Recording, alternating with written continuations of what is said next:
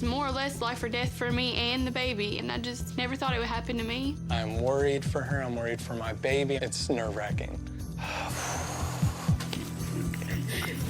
Just think about seeing our little girl. The first thing I heard is her responses aren't what they should be. I kind of felt, what did I do wrong? I went from having contractions to panic. I am in a state of shock. This is for real. There's no turning back. They're tears of understanding how life-changing this moment is. One moment. Oh, baby. Oh.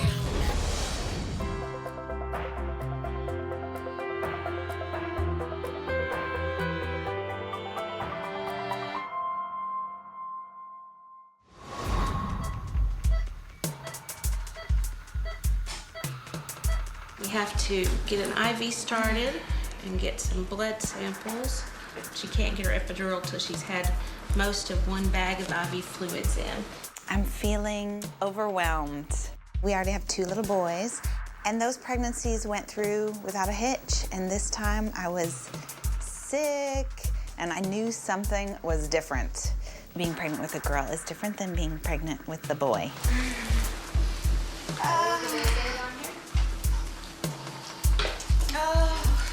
My birth plan, we like to call it the no plan plan, where we make no plan and we follow that.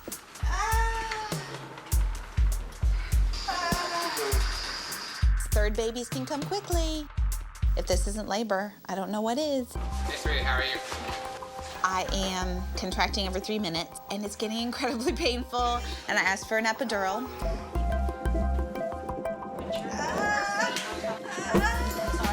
She's in a lot of pain. It's hard to see her, go through that. She's a trooper. I think she has a high, pain threshold. All right, you're doing great. Try to stay still.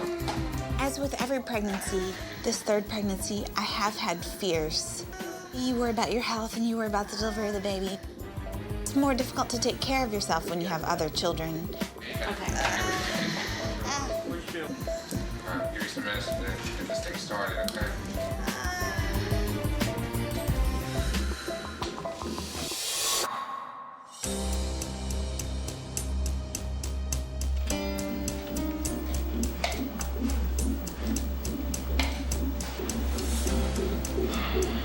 John is my husband. He's like more or less my security blanket, and he's probably one of the best people I've ever known.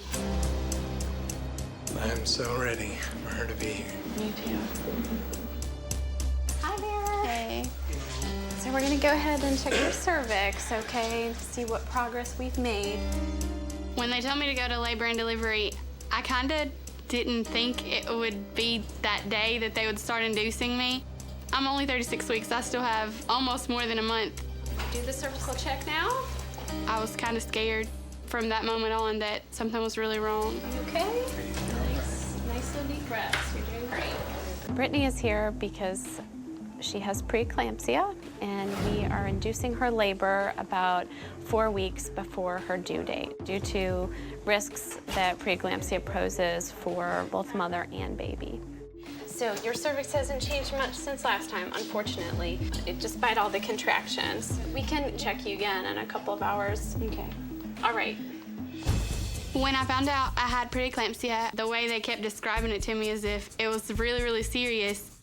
When she got here, we put her on a medicine called magnesium, which is a muscle relaxant that will keep her from having a seizure. If Brittany were to have a seizure, that could basically cause asphyxiation to the baby. It would decrease blood flow to the baby, and obviously that can be very detrimental, if not fatal. You okay? The minute they gave me the magnesium, I felt like I had the flu times 10. Zip right through here. Mm-hmm. Right there. Mm-hmm. It could be tonight. It could be tomorrow morning. It could be 2 days from now. I'm worried for her. I'm worried for my baby. It's nerve-wracking. It's hard for Brittany because it is a longer process, and we're trying to jumpstart her body into labor when it wasn't naturally doing that on its own. I'm just ready to meet our little girl. Me too.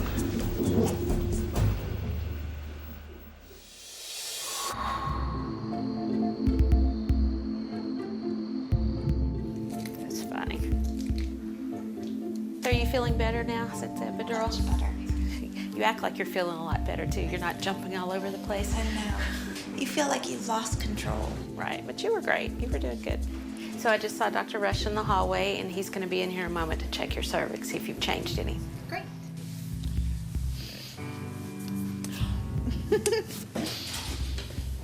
Okay, this is it. All right.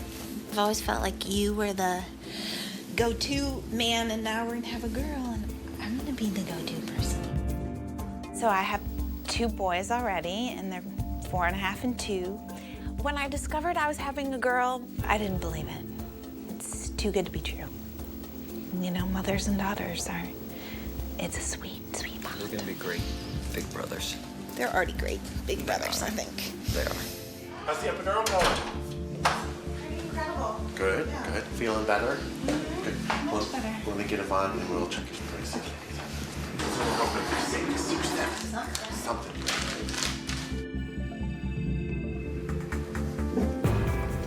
Oh, I sure did.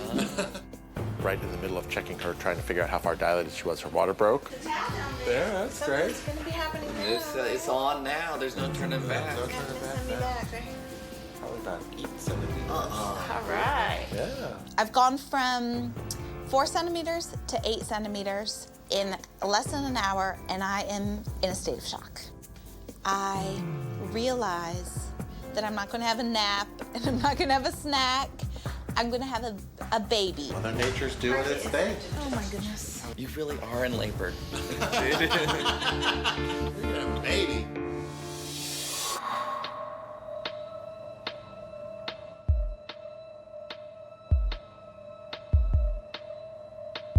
Are you feeling the contractions? When my water broke, the nurse automatically knew something was wrong. She said that there's a normal temperature for your water, and mine was extremely warm, and that could mean that there's an infection. I was really scared that something could have been wrong with the baby. Brittany? Hey, it's Dr. Thomasy and Annie back. We're gonna do one last cervix check and just see if your cervix is progressing, okay? But I suspect that probably we'll be going for cesarean delivery, okay? From the beginning, I had told John, I don't want a C-section. You hear horror stories about things like that, and I just never thought it would happen to me. Okay, so I think your cervix is still about 5 centimeters dilated and it's still pretty thick, so I don't think that it's changed. Brittany's been here for about a day and a half now, and her cervix has not progressed, so her labor is just kind of stalled out. You already know she's got an infection. I think that we should just go ahead for cesarean.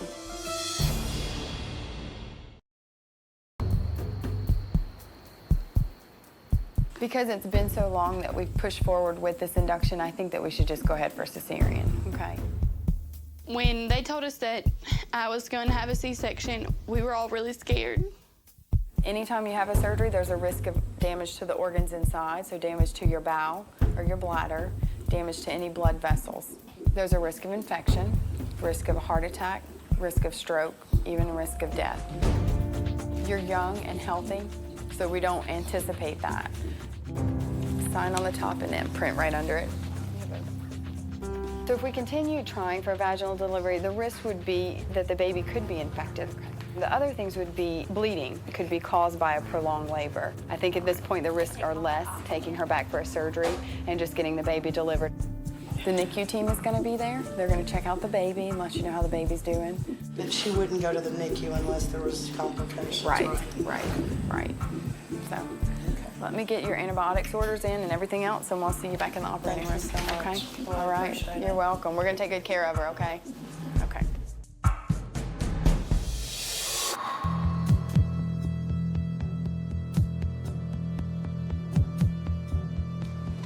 I feel it right now. I feel the pressure. Am I contracting right this second? Let me just check you and see what we're doing. Yeah, we're ready. Start pushing. Okay.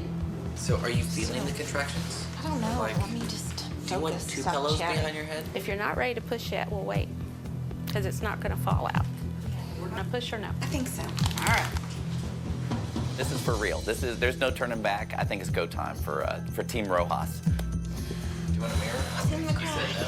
What? You're gonna cry? No, okay, why? I might have to start crying. I love you so much. They're tears of joy, tears of happiness, tears of understanding how life-changing this moment is. One moment. Okay. Just crying because I'm happy. It's okay. Deep breath, ready?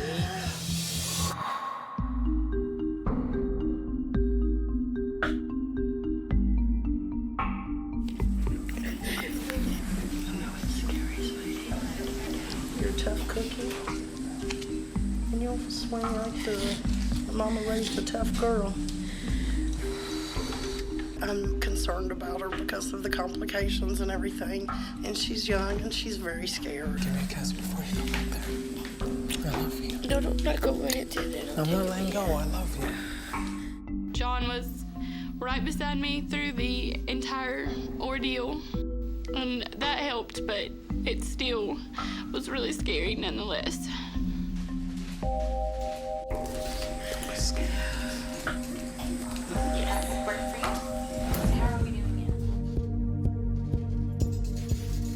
Being taken into the operating room was the most stressful part for me. I was really scared of what was going to happen actually during the procedure and what I would actually feel versus what I wouldn't. I'm ready, as I'll ever be.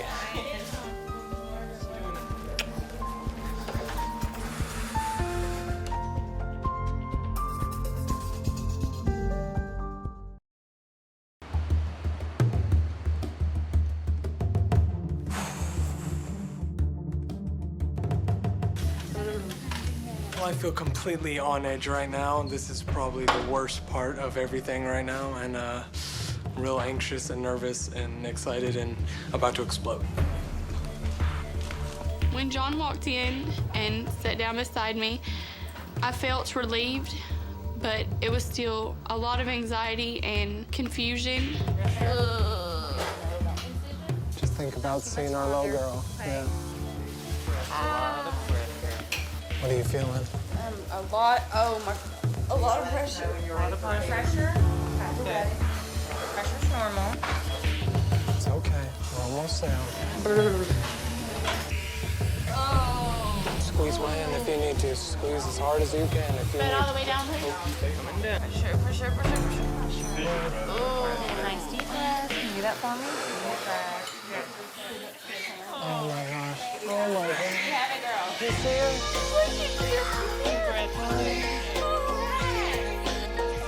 Hi, Delaney. When they pulled her over to the curtain, it was like a burden was lifted. The oxygen came out.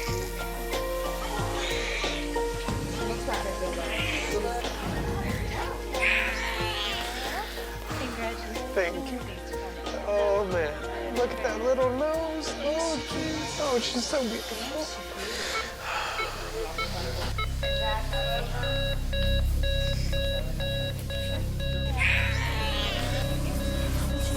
And do is just give her a little bit of pressure to keep pressure in her lungs. To help her breathe. No one was really telling me anything. I could just hear talking, and when there's 20 people in a room, it's really hard. But the first thing I heard is her responses aren't what they should be. You know, I know you haven't felt real good. Your blood pressure's been kind of high, and sometimes that magnesium makes the babies a little sleepy, so she's just being a little slow to transition. About 2 seconds later, they were taking her to the NICU. Another take, please. Come with me now. Yes. I kind of felt, what did I do wrong? She was inside me, and it was my responsibility to give her what she needed. Just felt like I'd missed something or could have done something better.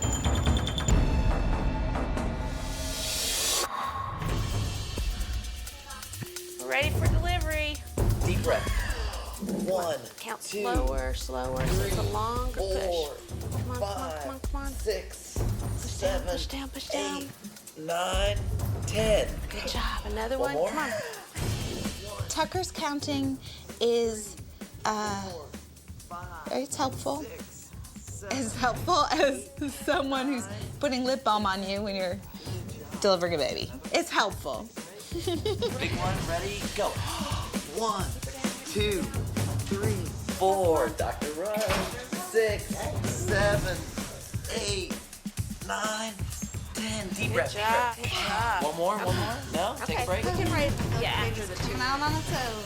1, 2, 3, 4, 5. That's away. That's away. 6, 7, 8, 9, 10. Deep breath. Right into it. If you want to go. 1, 2, 3, 4, Good job. Keep her coming. She's coming. 7, 8. Just push to 3. Okay. 1, 2, 3. Breath. There you go. Okay, blow for me. Blow.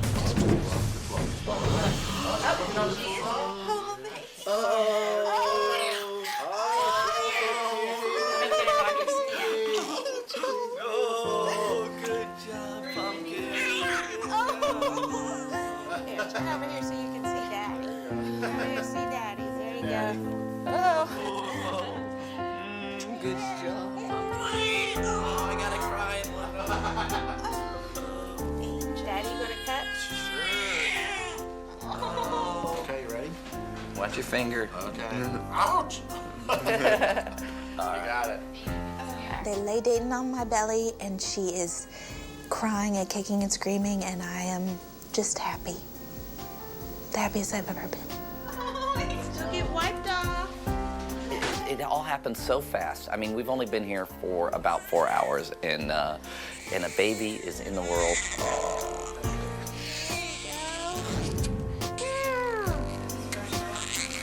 Welcome to the world, baby Dayton Rojas. Hello. A little leg shaky, so it's fine. I hope that her life is as wonderful as this is right now. It's beautiful.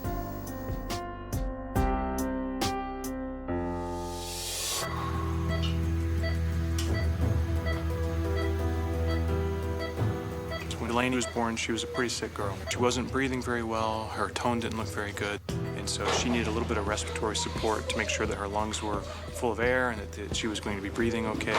We think that Mom may have had an infection, and that infection may have affected Delaney. After delivery, I had to stay on the magnesium to make sure that my blood pressure didn't spike back up. She couldn't come out of the NICU, and you could only go in, so we were separated. It's just an emotion of roller coasters. Like, you go through so much pain and emotional, like, balance struggles, and then she's so far away, and it just hurts. You're about to see a little baby girl. When we got to the NICU, seeing her for the first time, knowing that I could actually hold her and have her close to me, it made it all better. Oh, I'm not close enough. Okay. I can't reach her, John. Can get her out and let you guys hold her. Oh, yes, that would be amazing, yeah. Oh, she's so beautiful. Look at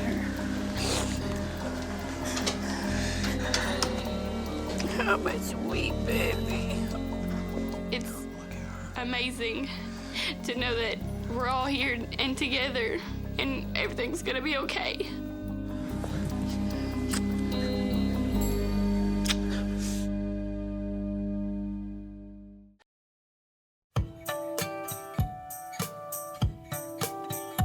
Who are we gonna go see? Baby Dayton. Who wants to press the up arrow? You got it. All right, go. My boys, they are super excited. They're just gonna be blown away, you know, to come in here and see a baby sister. Is it different between a mother and daughter than a mother and a son? The things that I don't like about myself, I don't want my daughter to carry that burden with her. There are no words to describe what I want for her life. And I hope she knows that she can do anything, she can be anything, she is everything. She's gonna be an amazing gift to the world. This is for Mommy. Oh. There you go. You got all three of your little lovers right there. You're very welcome, baby. I have to get them in the garage.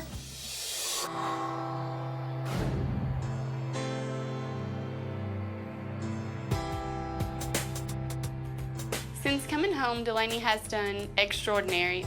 We went for a checkup, and they pretty much said she was perfect. When I look at Delaney's eyes, I just feel warmed. I mean, I know that's my child, and she's just so beautiful, and I feel every kind of emotion you can imagine. Daddy loves you something fierce.